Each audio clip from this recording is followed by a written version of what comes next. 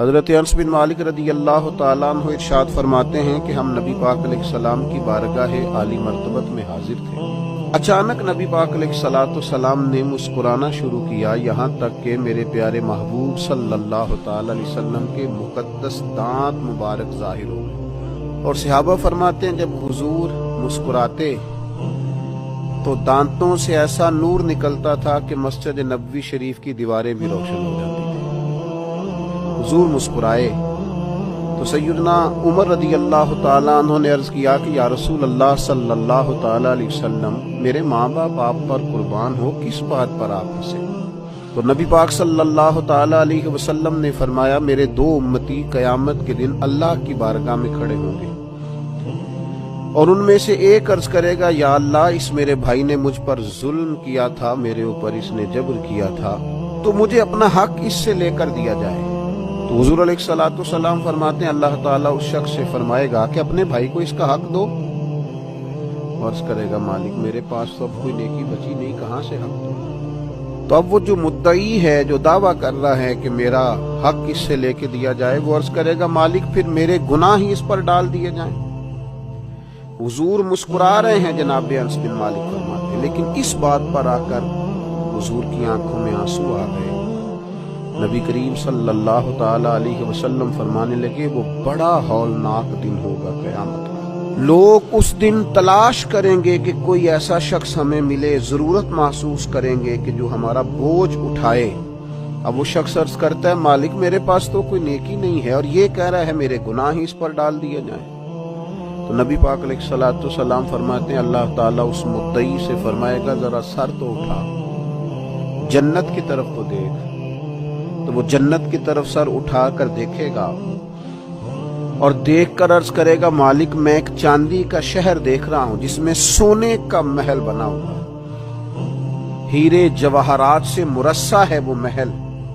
اے مالک کون اس کا مالک بنے گا، یہ کس کو ملے گا؟ تو اللہ تعالیٰ فرمائے گا جو اس کی قیمت ادا کرے۔ تو وہ عرض کرے گا مالک اس کی قیمت کون ادا کرے گا؟ تو اللہ تبارک و تعالیٰ فرمائیں گے تو بھی اس کا مالک بن سکتا ہے۔ تو بڑے تجسس سے، بڑے شوق سے عرض کرے گا مالک میں کیسے مالک بن سکتا ہوں؟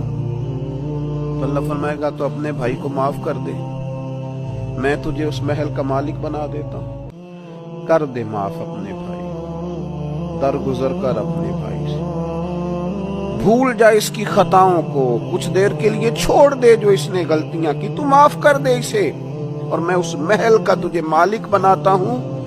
نبی پاک صلی اللہ تعالی علیہ وسلم ارشاد فرماتے ہیں وہ فوراً عرض کرے گا مالک میں نے اپنے بھائی کو معاف کیا۔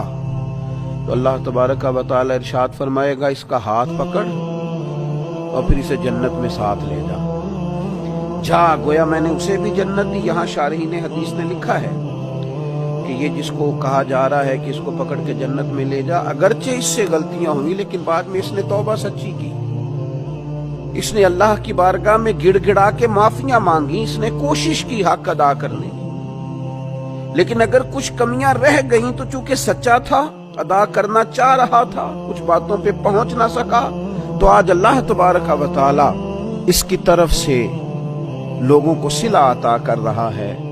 اللہ فرماتے اس کا ہاتھ پکڑ اور جنت میں لے جا۔ اور بعض سنگی اس طرح کی باتیں بھی کرتے ہیں، وہ کہتے ہیں جناب میں تو نمازیں بھی پانچوں پڑھتا ہوں، میں تو روزانہ سویرے قرآن پاک بھی پڑھتا ہوں، تو میں اکثر پوچھتا ہوں کہ آپ قرآن پاک اس لیے پڑھتے ہیں کہ آپ کی دکان زیادہ چلے، کہ یہ اس لیے پڑھتے ہیں کہ اللہ راضی ہو جائے؟ آپ یہ تو دیکھیں کہ آپ عبادت کر رہے ہیں کہ تجارت کر رہے ہیں۔ ٹھیک ہے عبادت سے، تلاوت سے رزق میں برکت ہوتی ہے، پر مقصود برکت نہیں، مقصود تو اللہ کو راضی کرنا ہے۔ تو ہم بڑی ساری جگہوں پر جلد باز۔ حضور نے پتہ کیا فرمایا ہے؟ مسلم شریف کے لفظ ہیں، حضور فرماتے ہیں اچھا سوچنا، اچھا گمان کرنا یہ عبادت ہے۔ تو کچھ نہ کر، تو بس اچھا سوچا کر، اچھا رویہ اختیار کر۔ حضرت امام مالک مسجد نبوی کے امام 70 سال مدینے میں رہے ہیں پر پیروں میں جوتا نہیں پہنا۔ مدینہ منورہ میں جہاں لکھا ہے یہ حدود حرم ہے، اس کے اندر پخانہ پیشاب نہیں کیا، گھوڑا رکھا تھا، پار جاتے وہاں جا کے پیشاب کر کے آتے۔ اس قدر زیادہ تقوی والے بزرگ ہیں، لیکن ایک طرف رسول اللہ کے شہزادے تھے، ایک طرف ظالم حکمران تھا۔ امام مالک نے فرمایا تو ظالم ہے اور میرے مصطفیٰ کے شہزادے پہ ظلم نہ کر۔ ایک سید کی حمایت کی پاداش میں امام مالک کی اس نے داڑھی منڈوا دی، امام مالک کو گدے پہ بٹھایا اور کہنے لگا اب لوگوں کو جب پتا چلے گا نا کہ یہ جو امام بنا پھرتا تھا گدے پہ بیٹھا تو پھر سمجھ آئے گی۔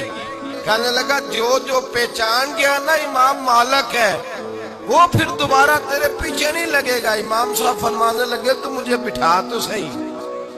جب بیٹھ گئے گدے پہ تو فرمانے لگے لوگوں ادھر آؤ، دیکھو دیکھو میں وہ نہیں ہوں، میں امام مالک ہوں، مجھے